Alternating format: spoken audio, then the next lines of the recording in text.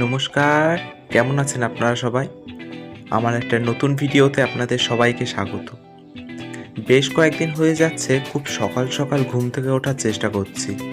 সকাল সকাল ঘুম থেকে উঠলে দেখতে পাচ্ছি যে আমার কাজগুলোও খুব সকাল সকালই শেষ হয়ে যাচ্ছে।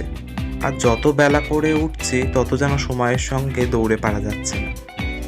যাই হোক, আজকে সকালবেলা আমি ঘুম থেকে উঠেই আগে একটু হাটে চলে গিয়েছিলাম। আমাদের এখানে সোমবার এবং শুক্রবার এই 2 দিন জামা কাপড়ের পাইকারি এবং খুচরো হাট হয়। তো আমার একটু দরকার ছিল, তাই আমি আজকে সকালই চলে গিয়েছি রৌদ্র ওঠার আগে। আজকে তো পুরো হাটটা ঘুরে দেখাতে পারলাম না, তা এরপরে যদি কোনো দিন যাই তো অবশ্যই আপনাদেরকে এই হাটটি পুরো ঘুরে দেখাবো। এখানে সব রকমের আপনি জিনিস পেয়ে যাবেন, যা যা আপনার যাবতীয় দরকার, শুধু জামা কাপড় নয়, আরও অনেক জিনিস।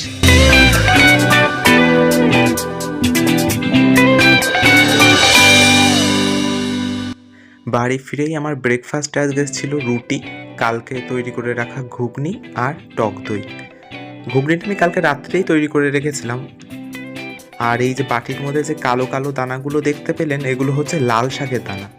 তো আমার বাড়ির নিচে এই জায়গা যে একটি ফাঁকা জায়গা ছিল, সেখানেই আমি এই দানাগুলো ছড়িয়ে দিচ্ছিলাম।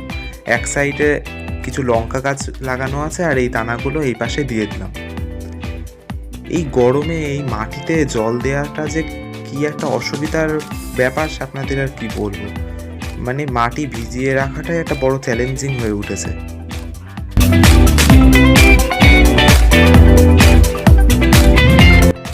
আর বাগানের কাজটা শেষ করার পরেই আমাকে চলে যেতে হয়েছিল আমার কলেজে। আজকে কলেজে একটু দরকার ছিল, সেই কারণে যেতে হলো।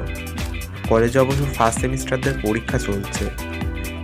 তো কলেজ শেষে বাড়ি আসার পরে দুপুরের ভাত খেয়ে ভাবলাম একটা আম খাওয়া যাক।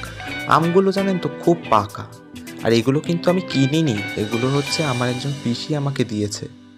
জানেন তো, এই আমগুলো না হয়তো ওষুধের মাধ্যমে পাকানো হয়েছে, কারণ এগুলো দ্রুত পেকে যাচ্ছে। আর যখন কেটে এই আমটা খেলাম তখন একটু কষ লাগছিল, মানে সেইভাবে পুষ্ট হয়নি, ওষুধের মাধ্যমে পাকানো তো, সেই কারণে এইরকম। যাই হোক, আমার হাতে যে শাকগুলো দেখছেন, কি শাক বলুন তো? সর্ষে শাক। দেখুন কি বড় বড় পাতা, আমি নিজেও অবাক হয়ে গিয়েছি যে এই গরমে এত বড় বড় সর্ষে শাক হয়েছে। আর এই দেখুন, একটা কাঠগোলাপ গাছের ডাল আমি লাগিয়েছিলাম, নষ্ট হয়ে গিয়েছে কিভাবে। মনে হয় বৃষ্টি হয়েছিল, সেই বৃষ্টির জলের কারণে এটা পচে গিয়েছে।